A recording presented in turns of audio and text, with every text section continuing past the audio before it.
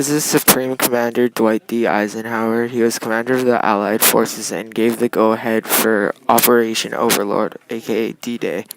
He designed the bombing formation for Operation Overlord. He also helped convince President Roosevelt to use the French forces behind enemy lines as sabotage.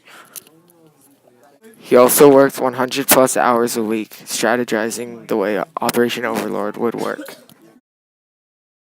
On June 6, 1944, the Allied forces of Britain, America, Canada, and France attacked German forces on the coast of Normandy.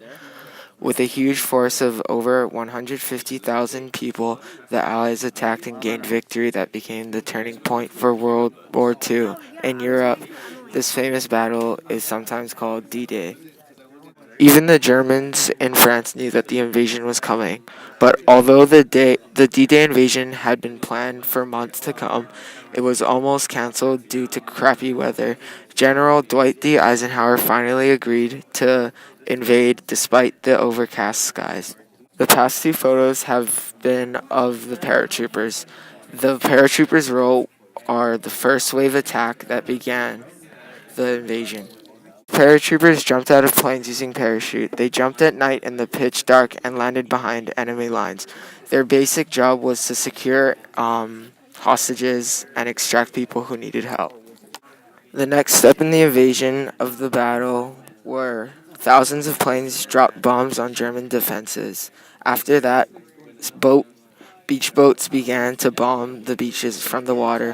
While the bombing was going on, underground members of the French resistance sabotaged the Germans by cutting telephone lines and destroying railroads. After this, the main invasion force carried out with 6,000 ships carrying troops, weapons, tanks, and equipment approached the beaches of Normandy by seaboat, carrying a lot of people on each boat. There are different beaches in the beach line, and each Allied force were assigned to take over one of them.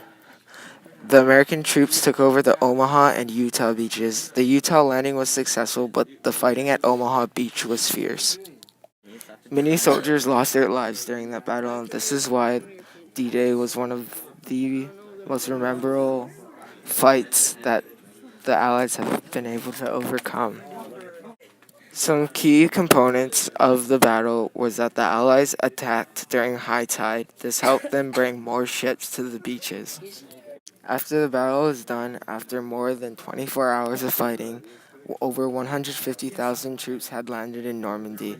They have fought their way to the land, allowing more troops to come through beach for the next several days. By June 17th, over 500,000 Allied troops had arrived, and they began to push the Germans out of France.